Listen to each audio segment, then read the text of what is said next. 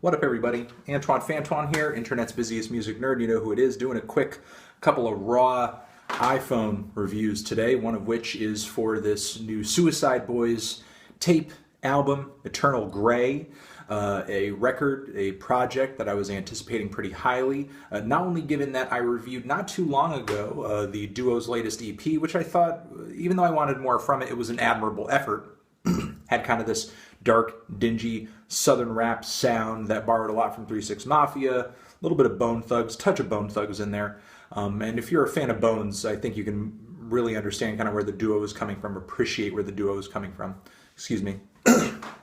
So then on top of that EP, I was highly anticipating this album because the single that these guys dropped from this project with Denzel Curry, one of the best songs this year, one of the grimiest, hardest, most aggressive, just mind-melting rap songs I've heard this year, had me kind of sitting on the edge of my seat for a project that was really going to turn the underground into a bloodbath, honestly. Like, really turn the underground into a fucking bloodbath. Because that's just how deadly that track is. And if every other track was as deadly, it just would have been decapitated heads everywhere, impaled on sticks.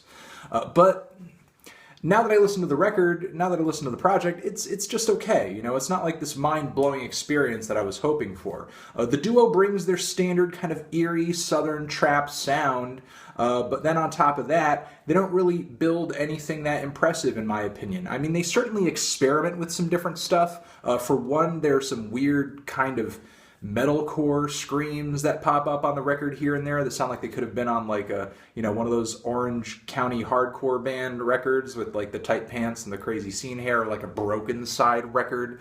Also, a number of tracks on here where the flows and even the vocal deliveries change up like every few bars or so. Like you have these cartoony changes of flow and cartoony changes of voice that I think if they had kind of paced all of these things out and spread them across the record in a logical way, it would have made for a very colorful and a vibrant album. But instead, it just kind of seems like they can't really commit to any vocal sound, and they're just kind of changing things up because it's just a little bit of musical ADD, I guess. Things just kind of shifting in random directions with no real rhyme or reason. And I think it takes away from these tracks more than it gives to these tracks because it kind of makes them hard to digest, kind of makes it hard to make sense of what's really going on.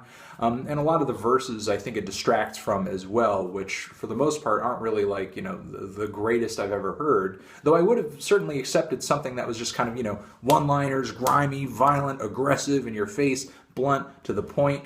But I think just kind of the duo's inability to really just kind of consistently deliver some decent flows and performances on this thing takes away from, you know, what good things they have put onto these tracks. Then there's kind of the weird structuring of some of these songs. There are some tracks on here, the opening track with Puya, for example, that just completely forego any sort of hook.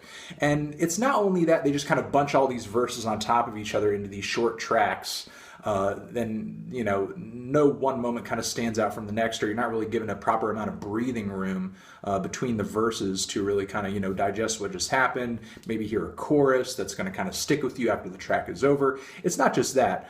There are a few moments on here where instead of a chorus, we just literally get dead space, like we get air, like it's just quiet. Just quiet, you know, with maybe like a little drone or a weird kind of noise in the background, and then the next verse kind of kicks off. It just kind of seems like a really underwhelming way to write a song, or it's just kind of like a non-way to write a song, actually. So yeah, we have these just total avoidance of hooks on some of these tracks. Some weird experimental moments and vocal deliveries and flow change-ups that I think take away from these songs, unfortunately. Some of those screams are sort of horrendous. And when a song is kind of solid, I think it's just kind of merely on par with what I heard on the last Suicide Boys EP, and I was kind of hoping all along with this new project over here that they would go above and beyond a little bit. And I do give the duo credit. It seems like they tried to do that by changing things up, trying a few things here and there that haven't really played a prominent role in the sounds of their previous projects, but the execution, I think, leaves a lot to be desired. And then there's a few features on here, most notably Dash, who is easily one of the most mediocre rappers out there right now. I have no idea why people keep handing him features. But his vocals, not only are they not that great, but they're also buried in the mix to the point where you can barely hear the guy.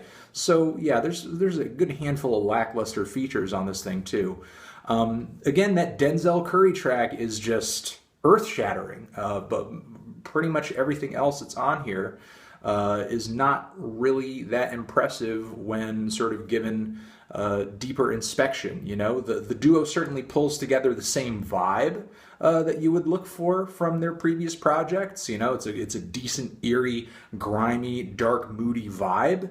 But again, the writing, the lack of hooks, the vocals and the flows, I mean, they're really not that great in my opinion. But those are just my thoughts on this thing. You're free to argue with me down in the comments if you want. I'm not saying they're just my opinion because you can't attack me or anything. I'm just saying it's my opinion, so you could say your opinion. That's all. Those are my thoughts, essentially, on this thing.